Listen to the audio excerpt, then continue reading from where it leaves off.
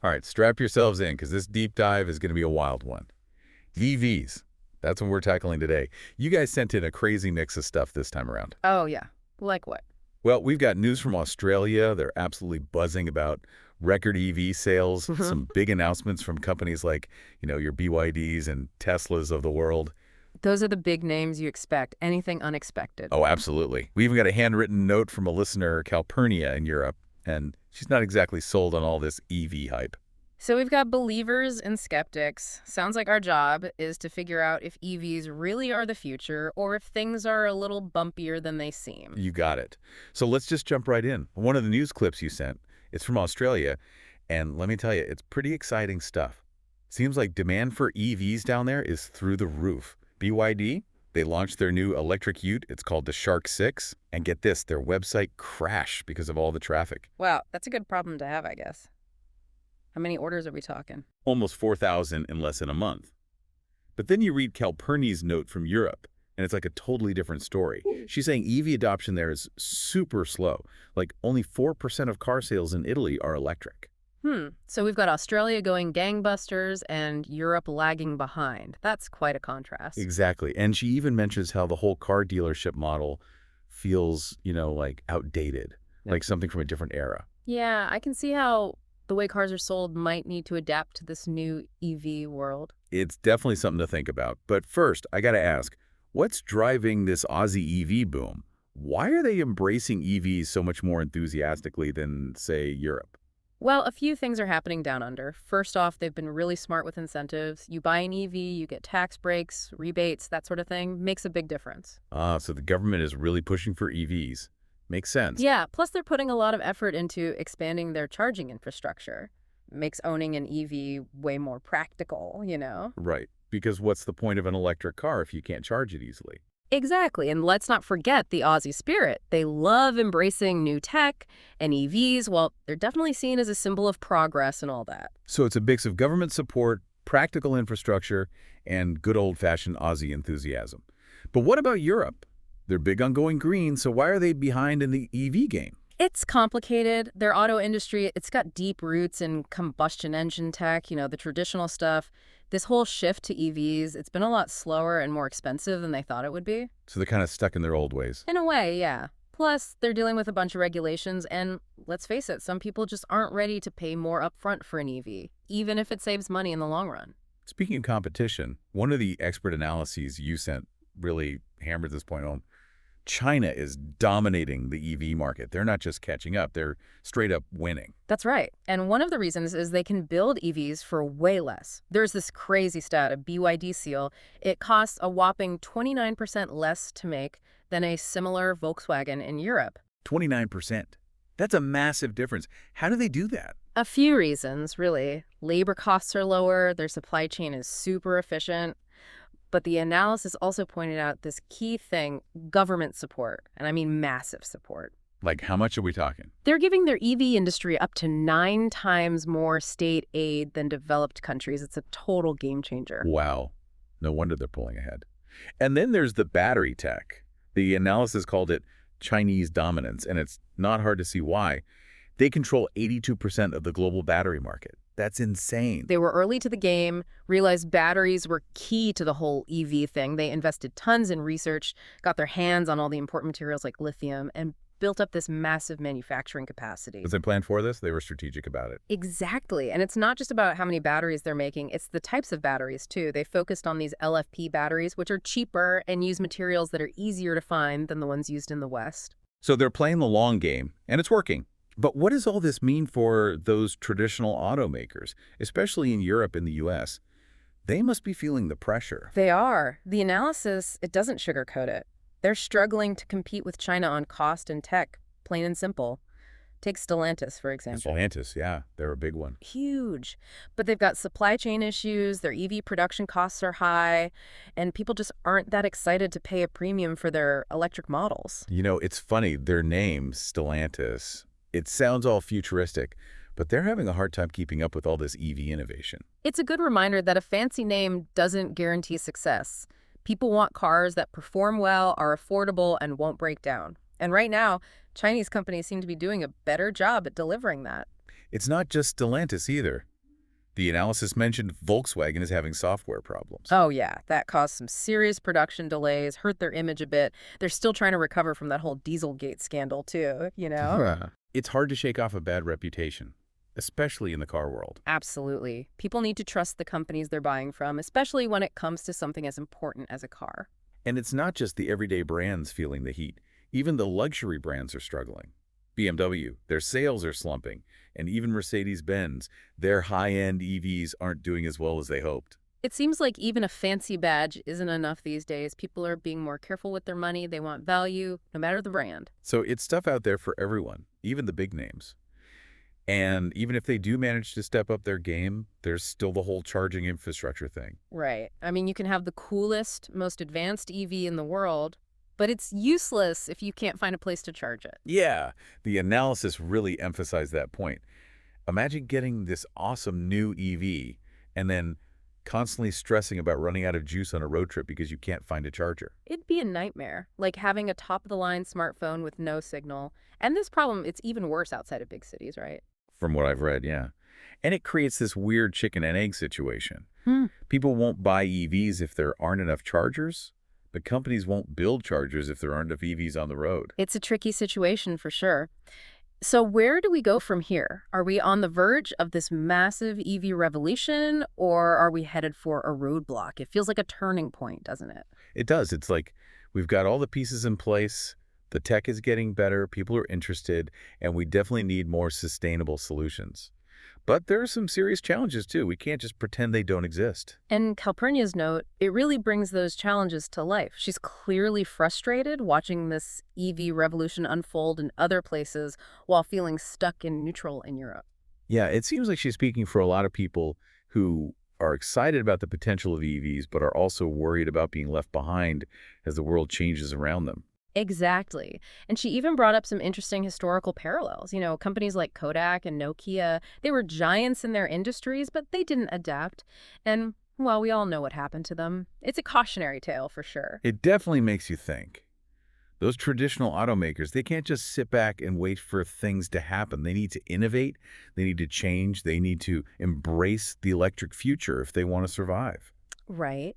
But it's not just about survival, is it? It's about shaping the future, creating EVs that are not only good for the planet, but also genuinely exciting and desirable. Exactly. The cars themselves need to be awesome.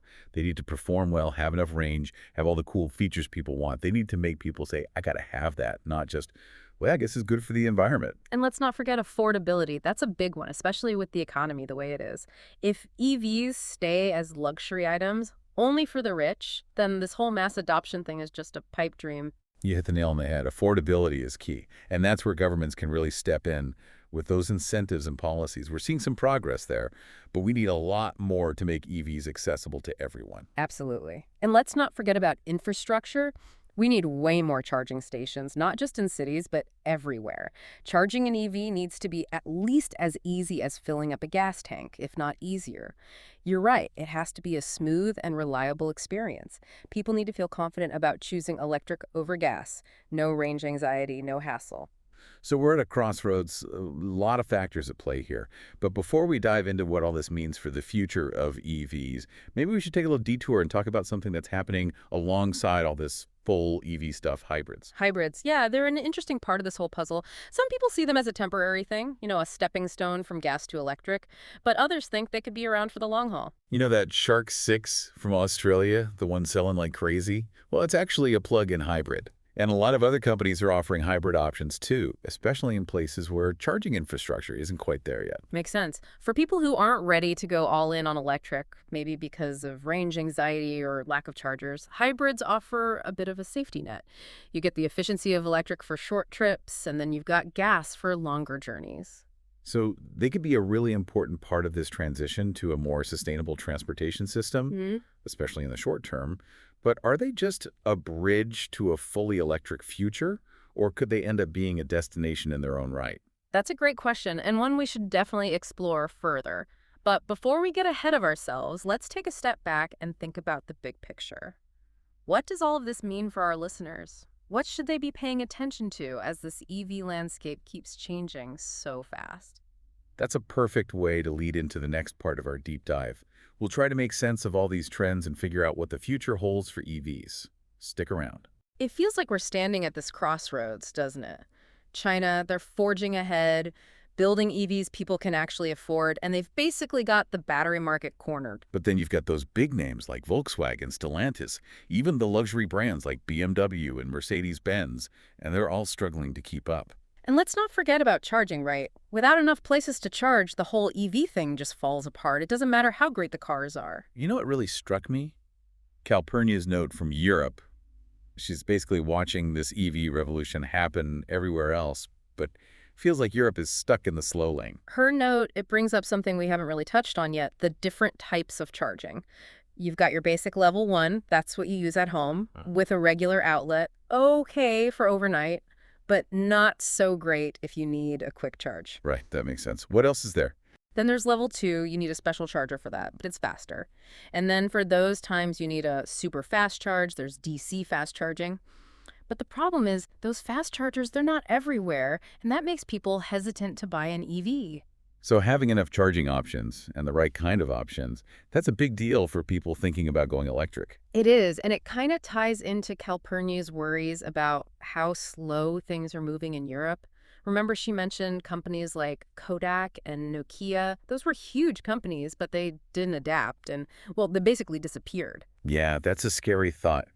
Do you think those traditional car companies, are they in danger of going down the same path if they don't get on board with the whole EV thing? It's a possibility. The real question is, can they adapt quickly enough? Can they figure out how to build EVs for less? Can they come up with EVs that people actually want? So it's not just about surviving, it's about staying relevant, staying ahead of the curve. Exactly. We're not just talking about replacing gas cars with electric ones. This is about reimagining transportation. We want a system that's sustainable, sure, but it also has to be efficient, convenient, and fun. You know, it's interesting, Calpurnia, she never really talked about what it's like to actually drive an EV. Do you think people care about that? Or is it all about practicality and the environment? I think the driving experience definitely matters, and it's an area where EVs actually have an edge. Electric motors, they give you instant torque, which means they accelerate really smoothly and quickly. And because they have fewer moving parts than a gas engine, they need less maintenance and they're quieter too. So they're fun to drive. That's not something you hear every day in the EV conversation. Right. And as the technology gets better, EVs are only going to get more fun to drive. We've already got EVs that can go hundreds of miles on a single charge, and they can outperform a lot of gas cars in terms of acceleration and handling. That's pretty cool. Yeah. But we keep coming back to this affordability issue. What needs to happen to make EVs more affordable for the average person? It's going to take a combination of things. Governments can help by offering incentives like tax breaks and subsidies.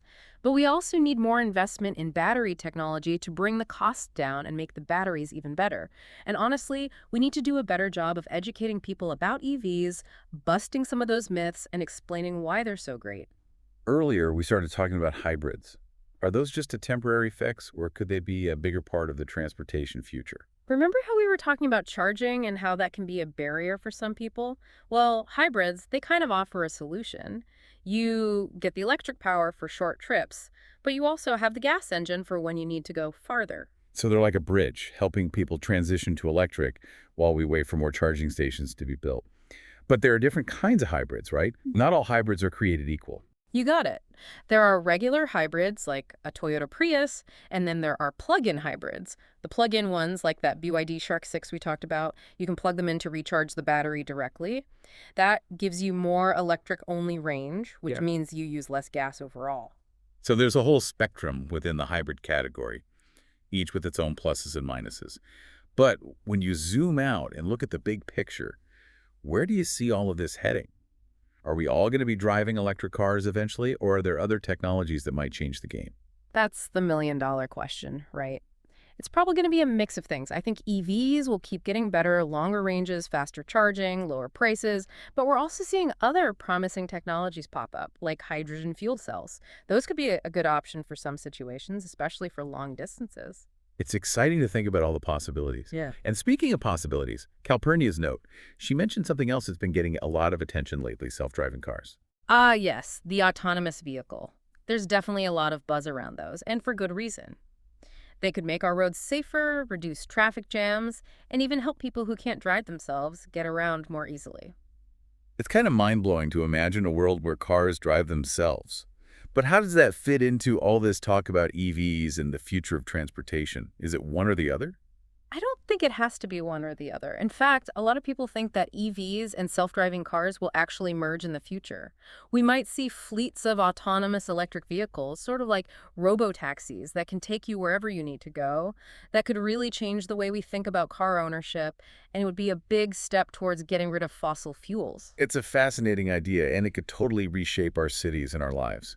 It's almost like science fiction becoming reality. It is. And it reminds us that we're not just talking about changing the cars we drive, we're talking about changing our whole relationship with transportation.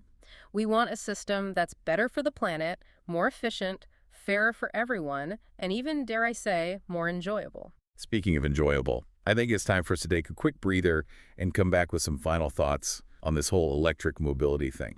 It's an exciting time to be following all this, that's for sure. All right, so we're back. And wow, we've covered a lot of ground in this deep dive.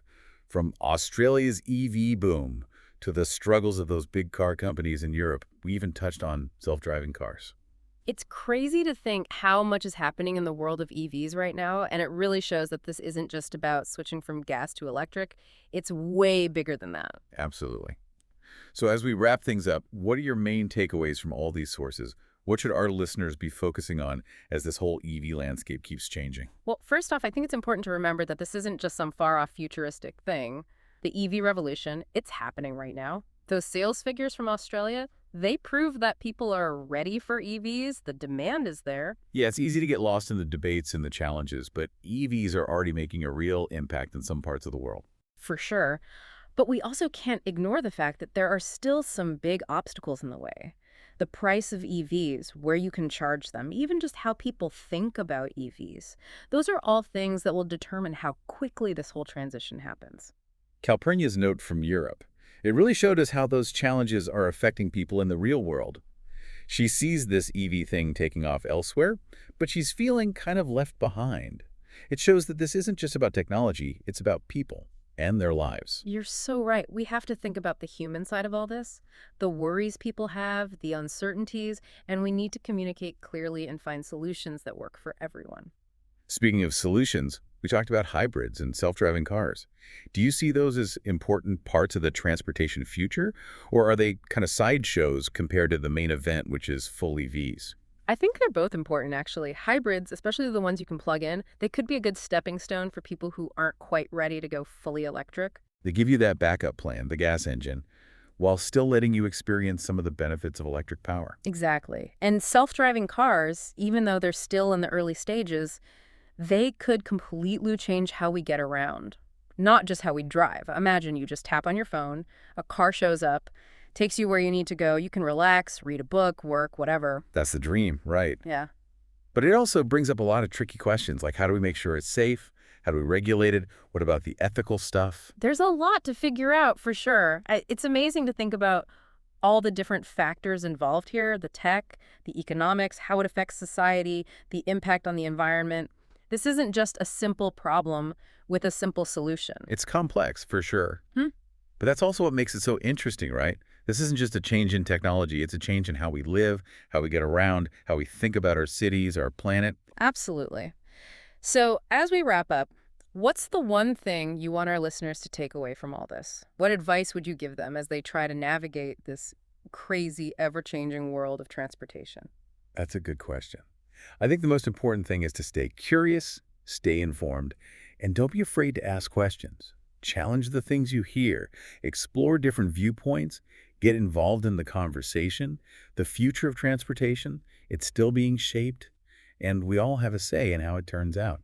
That's a great way to put it. This is an exciting time, and it's up to all of us to figure out what comes next. Well said. We've covered a ton in this deep dive, and I hope everyone listening found it helpful and got them thinking. But the conversation doesn't stop here.